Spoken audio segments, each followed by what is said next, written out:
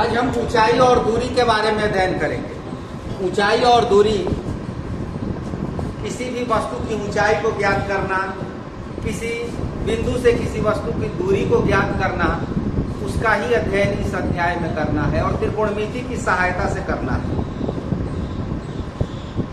वास्तव में हम लोग किसी मकान, पेड़, मीनार, प्रकाश स्तंभ की वास्तविक ऊंचाई, किसी नदी की वास्तविक चौड़ाई साधारण तरीके से नहीं ज्ञात कर सकते हैं और उसके लिए त्रिकोणमिति की सहायता लेनी पड़ती है। तो जो कि सूत्र आप पढ़े हैं, साइन, कॉस, टैन, इसी का उपयोग यहाँ पर करेंगे। इसमें एक समकोण त्रिभुज के माप की आकृति मिलती है और जब समकोण त्रिभुज होगा तो उसमें लंब, आधार और कर्ण होंगे। आधार और कर्ण के बीच का जो एंगल होगा वो थीटा होगा। जो पढ़े हैं पहले, पुनः एक बार वहीं पर आते हैं। अब यहाँ पर आपको साइन, कॉस और टैन का रिलेशन, लंब कर्ण साइन, आधार कर्ण कोसाइन, लंब आधार टेंजेंट, ये रिलेशन आप पढ़ चुके हैं। इसी की सहायता से आपको इन प्रश्नों को हल करना है। यानी आपको साइन थीटा, कॉस थीटा और टैन थीटा, बस इन्हीं तीन सूत्र की जरूरत है। इसका व्युत्क्रम भी ले सकते हैं, कॉसेक, सेक और कॉट को भी ले सकते हैं। लेकिन उसके पहले कुछ चीजों को समझना होगा। एक दृष्टि रेखा है और एक उन्नयन कोण है और नमन कोण है, angle of elevation, angle of depression. तो दृष्टि रेखा क्या होती है? मान लीजिए कि यहाँ पर कोई वस्तु है P और कोई व्यक्ति यहां से देख रहा है O। तो ये यहां से देख रहा है तो धरातल के समानांतर ये रेखा है, मान लिया जाए धरातल पृथ्वी, और ये वस्तु है यहाँ पर। तो यहां से इसको यदि हम मिला दें, ये हुआ वस्तु, ऑब्जेक्ट, ये हुआ प्रेक्षक,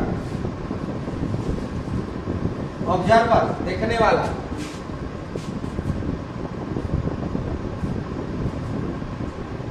वस्तु से उस बिंदु को, प्रेक्षक की आंख को मिलाने वाली जो रेखा है, इसको कहते हैं दृष्टि रेखा। दृष्टि रेखा ऐसा भी हो सकता है कि देखने वाला ऊपर हो और वस्तु नीचे हो। देखने वाला ऊपर हो, वस्तु नीचे हो, इस तरह से। ये तो इस तरह से है, ऊपर देख रहा है। तब यहां पर धरातल के समानांतर इस तरह का लाइन खींचेंगे और देखने वाला ऊपर है, वस्तु नीचे है। तो इसमें दृष्टि रेखा कौन होगी? ये भी दृष्टि रेखा होता है।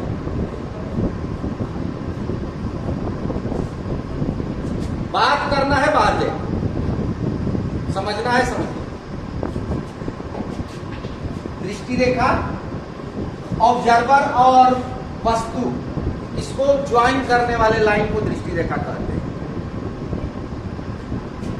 अब इसमें होता है angle of elevation, angle of depression,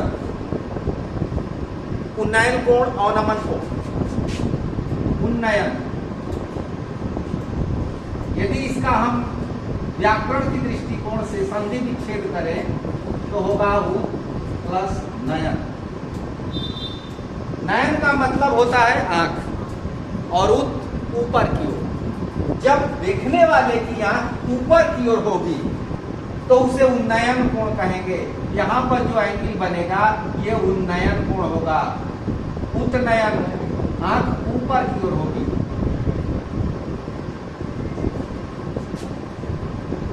अवनमन,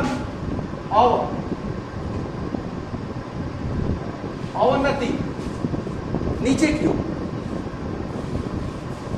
इसमें क्या होता है कि दृष्टि नीचे होती है, देखने वाले की आंख नीचे की ओर है। अब किसी ऊंचाई से हम किसी वस्तु को नीचे की ओर देखते हैं तो हमारी दृष्टि नीचे जाती है। तो ऐसी परिस्थिति में जो कोण बनता है उसको अवनमन कोण कहते हैं। इसका और भी नाम है, उन्नति कोण कहते हैं, उन्नतांश कहा जाता है।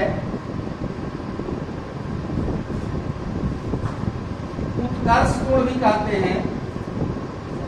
और ठीक इसका अपोजिट अवनमन उन्नति का हो जाएगा, अवनति, अवनति कोण, उन्नतांश का अवनतांश, उत्कर्ष का अपोजिट अपकर्ष।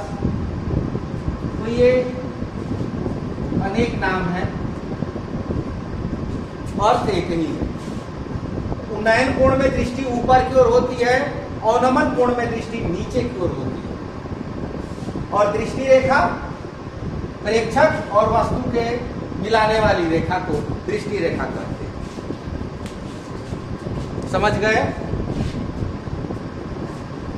अब इसकी सहायता से हम किसी वस्तु की ऊंचाई निकाल सकते हैं, किसी बिंदु से किसी वस्तु की दूरी को निकाल सकते हैं। लेकिन यहां पर उसके पहले कि हम ऊंचाई और दूरी उससे संबंधित किसी प्रश्न को हल करें, कुछ अन्य बातों को सीखना जरूरी है। क्योंकि अभी का जो माहौल है, अभी का जो कंडीशन है एग्जामिनेशन का, वहां पर क्या है, 1 नंबर का सवाल OMR शीट। OMR शीट में आपको क्या करना है, इस तरह से गोल गोल रंगना है। इसको हम अपनी साधारण भाषा में कहें तो टिकली बिंदी करना है। तो यही काम है। और कितने प्रश्न आएंगे आपको?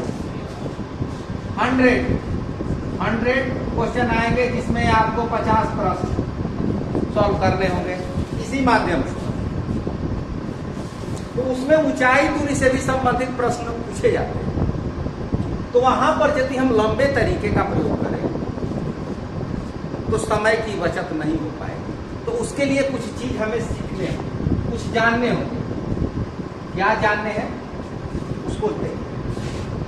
किसी भी एंगल के लिए, किसी भी एंगल थीटा के लिए 3 बातें, आधार, लंब और कट अनिवार्य।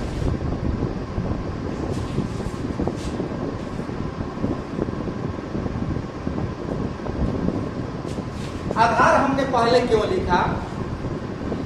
क्योंकि आधार ही सबसे पहले आएगा। बिना आधार के किसी चीज को हम खड़ा नहीं कर सकते। तो आधार पहले, तब लंब और तब कट। सबसे पहले आधार के ऊपर लंब खड़ा कर दिया और तब इन दोनों को मिलाने वाली रेखा ये कर, आधार लंब कट। और आधार कर्ण के बीच जो एंगल बनता है वो हो गया थीटा। आपको अधिक से अधिक जरूरत पड़ेगी इस त्रिकोणमिति में तो 30 डिग्री, 45 डिग्री और 60 डिग्री, बस इसी मान की जरूरत पड़ेगी। यानी sine 30, cos 30, tan 30, sine cos tan में 45 और साइन कॉस टैन में 60।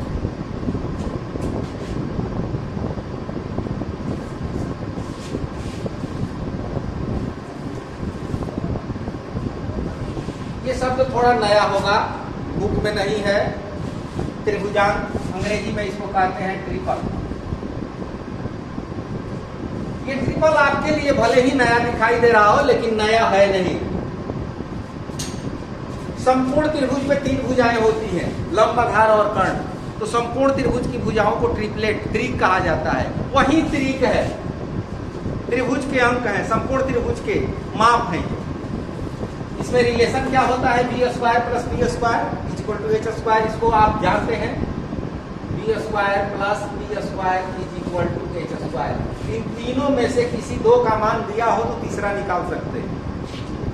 तो कुछ कोणों के त्रिभुजांक मैं लिख देता हूं, याद कर लेंगे। जैसे 0 डिग्री, जरूरत नहीं है 0 का, लेकिन फिर भी लिख देंगे। 30 डिग्री का, 45 का,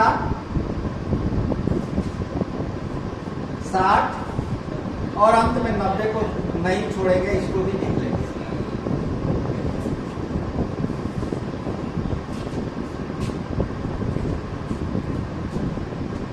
zero degree 101, 30 degree 1 2, 45 degree 1 1 root 2, 60 degree 1 root 3 2 और 90 डिग्री 0 1 1। इसको आप पहले लिख लें तब समझाते हैं। इस त्रिभुजांक की सहायता से हम किसी भी त्रिकोणमितीय निष्पत्ति का मान निकाल सकते हैं, साइन से लेकर के कोसेक तक। जैसे मान लीजिए कि साइन 30 डिग्री की जरूरत है, 30 डिग्री वाले लाइन पे आ जाए।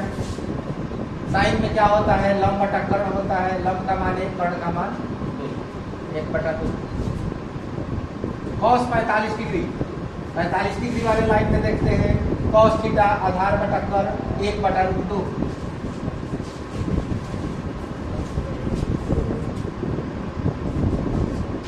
tan 60 डिग्री, 60 डिग्री वाले लाइन में आ जाते हैं tan थीटा लंब बटा आधार √3/1 माने √3।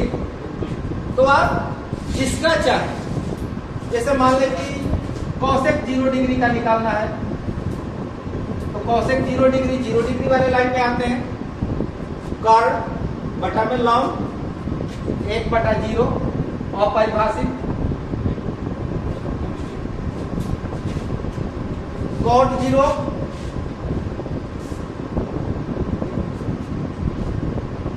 आधार बटा में लंब 1/0, ये भी अपरिभाषित।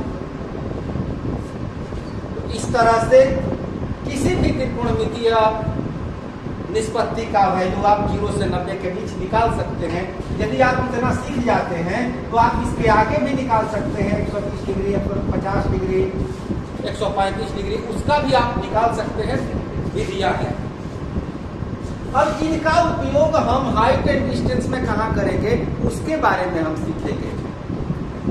हाइट एंड डिस्टेंस में इन त्रिभुजांक का उपयोग कैसे करेंगे उसके बारे में सीखेंगे।